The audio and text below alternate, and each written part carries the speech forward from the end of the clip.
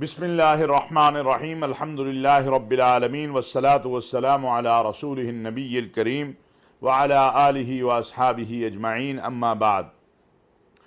ناظرین و سامعین السلام علیکم ورحمۃ اللہ وبرکاتہ۔ ناظرین، پاکستان اور عالم اسلام کے جو تعلقات ہیں وہ دنیا میں اپنی مثال آپ ہیں۔ پاکستان دنیا کا وہ واحد ملک ہے جس نے مختلف حالات میں بھی اپنے تعلقات کو دوسرے ممالک سے، یعنی عالم اسلام کے اندر جو آپس کی رنجشیں ہیں یا آپس کے اختلافات ہیں اس میں ملوث نہیں کیا۔ یہ ایک بہت بڑی خوبصورتی ہے پاکستانی قوم کی اور پاکستان کی مذہبی سیاسی قیادت کی۔ پاکستان اس بات پہ یقین رکھتا ہے کہ عالم اسلام کے مسائل کا حل وحدت اور اتحاد میں ہے۔ یہی وجہ ہے کہ اسلامی تعاون تنظیم، جسے ہم OIC کہتے ہیں،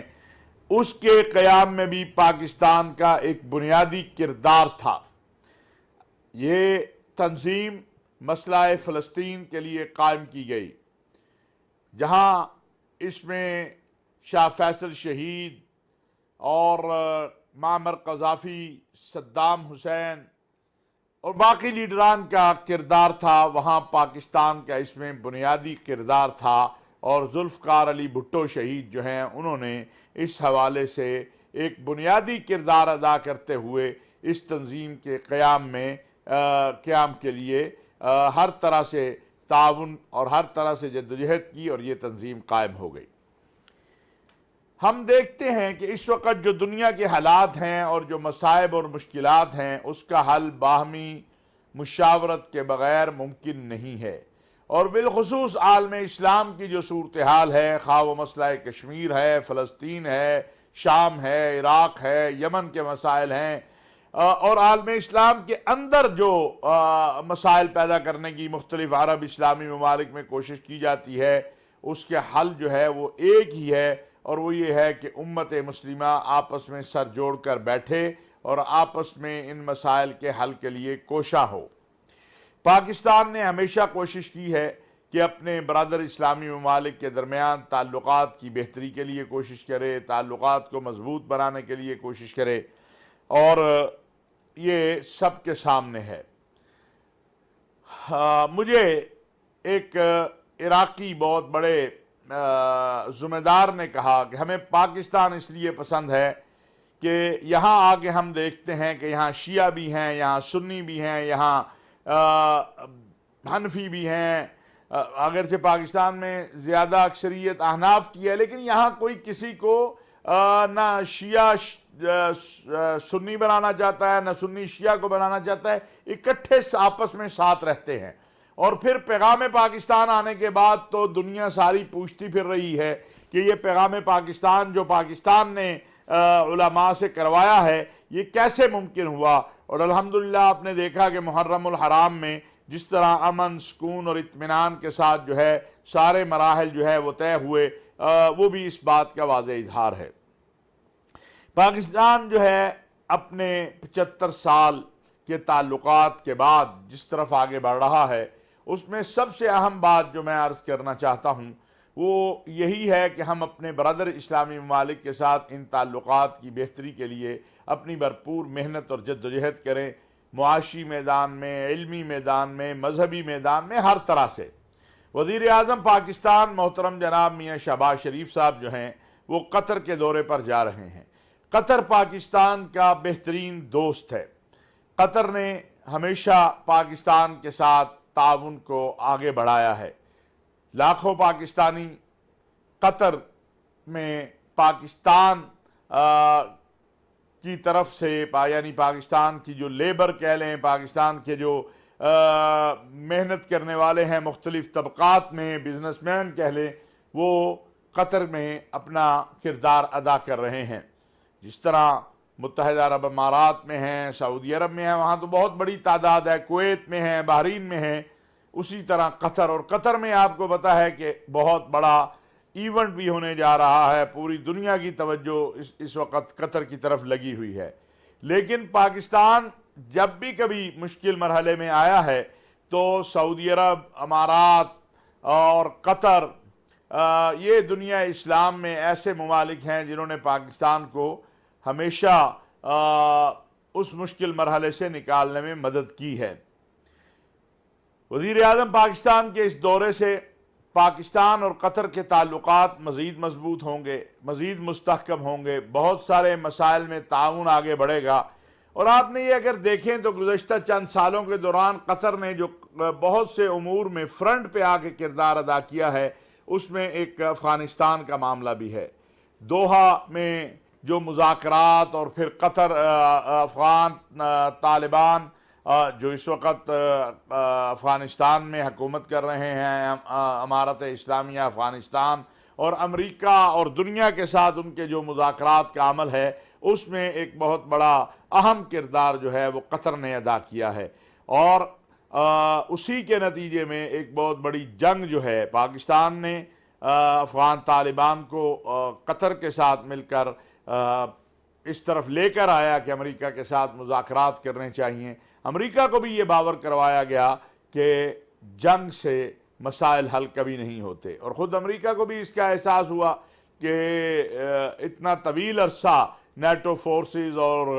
امریکن فورسز جو ہیں وہ طالبان کو ختم نہیں کر سکی۔ اور یاد رکھیے، قوموں کی جو آزادی کی تحریکیں ہوتی ہیں یا جو بیرونی جو مداخلت ہوتی ہے، اس کے مقابلے میں چلنے والی تحریکیں کبھی ختم نہیں ہوتی۔ انشاءاللہ اس حوالے سے ہم بات کرتے رہیں گے کہ قطر میں وزیر اعظم پاکستان کا قطر کا جو دورہ ہے، اس کے مثبت اثرات جو ہیں اس پر بھی بات ہوتی رہے گی۔ ناظرین، اسی طرح یہ توقع کی جا رہی ہے کہ انشاءاللہ اگست اور ستمبر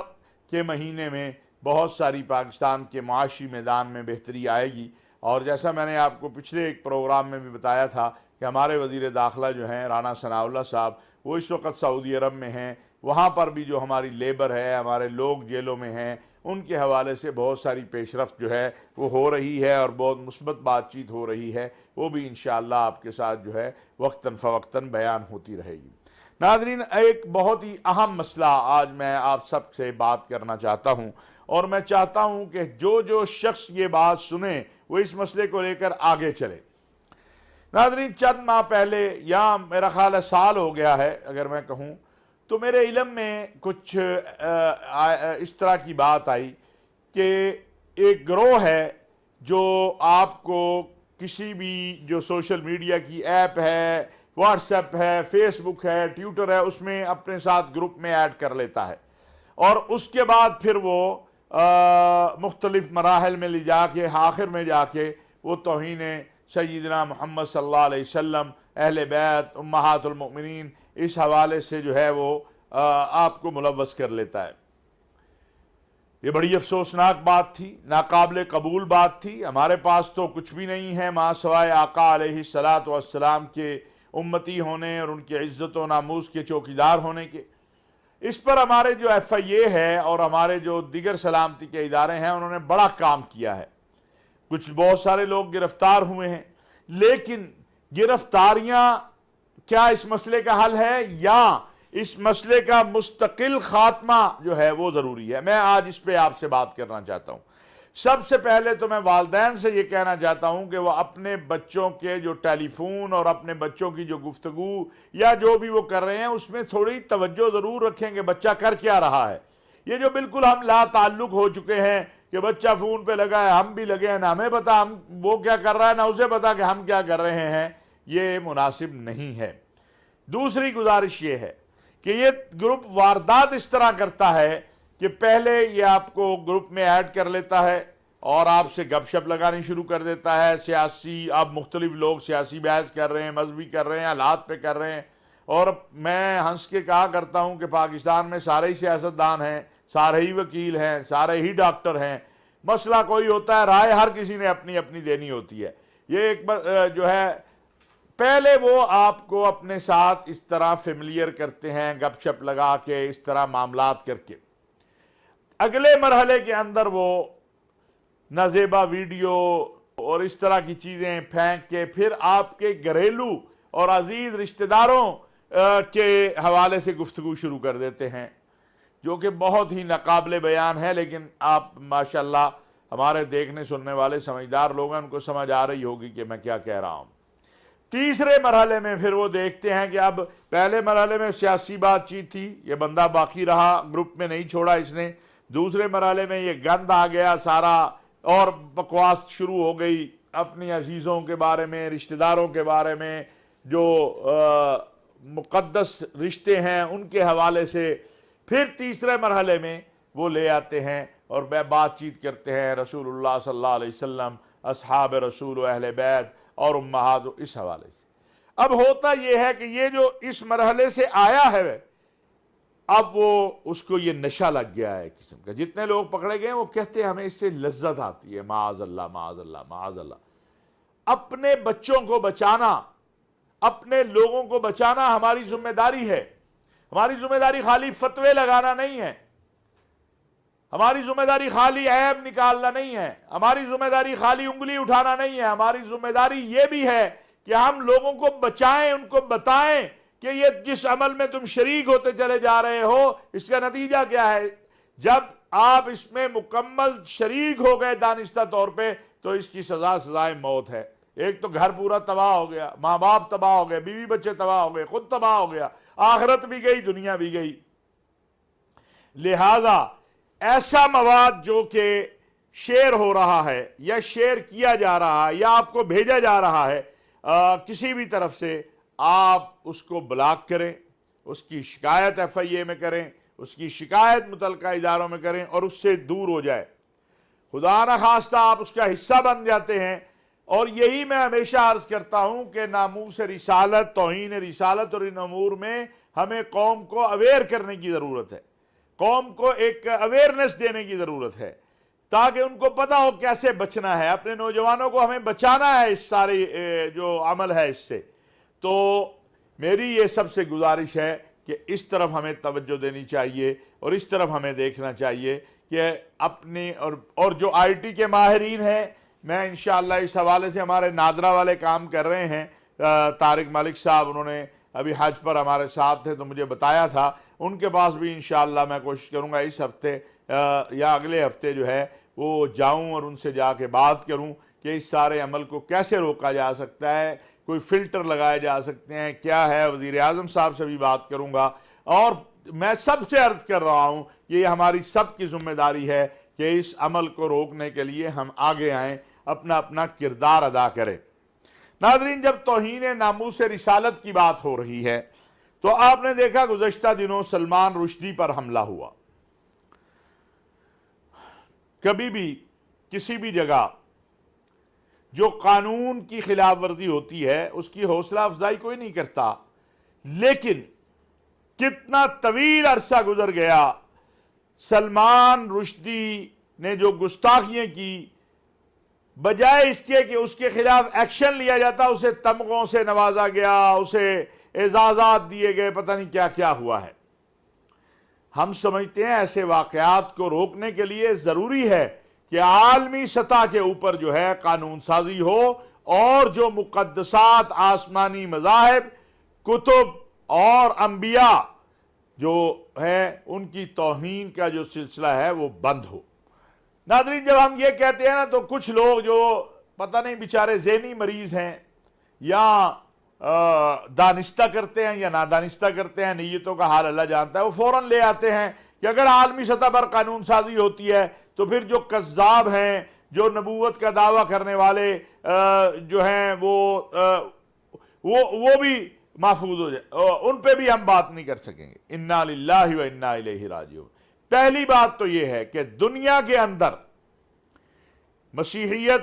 یہودیت، اسلام، بدھ مت جو ہے، یہ جو مذاہب ہیں، ان کے ماننے والوں میں سے کوئی بھی، ہندو بھی لے لیں، سکھ بھی لے لیں، کوئی بھی مرزا غلام قادیانی یا اس طرح کا کوئی نبوت کا جس نے دعویٰ کیا ہو یا مسیح ہونے کا یا مہدی ہونے کا، اس کو عالمی سطح پر نبی تو دور کی بات، مذہبی رہنما بھی ماننے کو تیار نہیں ہے۔ کیا یہودی مرزا قادیانی کو مسیح ماننے کو تیار ہیں؟ کیا مسیحی یہ کام ایسا نہیں ہے۔ اصل میں یہ کچھ لوگ ہوتے ہیں جو چاہتے ہیں کہ یا تو کوئی ان کا ایجنڈا ہوتا ہے یا ویسے اپنی مفکری دانشوری بگتانے کے لیے ایسی باتیں کرتے ہیں۔ عالمی سطح پر اس وقت اسلاموفوبیا اور یہ سارے معاملات جو ہیں ان کا حل کرنا بڑا ضروری ہے۔ اگر سزا ہوئی ہوتی سلمان رشدی کو، اگر سلمان رشدی کو کٹہرے میں کھڑا کیا گیا ہوتا تو یہ واقعہ نہ ہوتا۔ اب عجیب بات یہ ہے کہ اس معاملے میں ہمارے عمران خان صاحب جو ہیں انہوں نے کچھ ایسے بیانات دیے ہیں جو برطانیہ میں ادھر ادھر چھپے ہیں جس سے مسلمانوں کی دل آزاری ہوئی ہے۔ حقیقتاً ایک طرف آپ اپنے آپ کو عقیدہ ختم نبوت اور ناموس رسالت کے چوکیدار کہتے ہیں، اور بلا شبہ ہر مسلمان اپنے آقا علیہ السلام کی ناموس کا عقیدہ ختم نبوت کا چوکیدار ہے۔ دوسری طرف آپ ایسا عالم اسلام میں ایک ایسا بیان آپ جاری کرتے ہیں کہ جو کسی نے بھی عالم اسلام میں نہیں دیا، تو آپ کو احتیاط کرنی چاہیے۔ ہم نے کبھی نہیں کہا، کبھی حوصلہ افزائی نہیں کی ہے قانون کوئی ہاتھ میں لے، لیکن جیسے میں نے کہا کہ جب 30-35 سال گزر گئے کوئی بات کرنے کو تیار نہیں ہے اس ملعون کے حوالے سے، تو پھر کیا ہوگا؟ یہی تو ہم پاکستان میں ہم کیوں کہتے ہیں 295 اور توہین ناموس رسالت اور توہین مذہب کے قانون کو برقرار رکھنا ہے ہم نے، اور انشاءاللہ اس کو کوئی ختم نہیں کر سکتا۔ اس لیے ہی کہتے ہیں نا کہ جب قانون موجود ہے تو پھر کسی کو قانون ہاتھ میں نہیں لینا چاہیے۔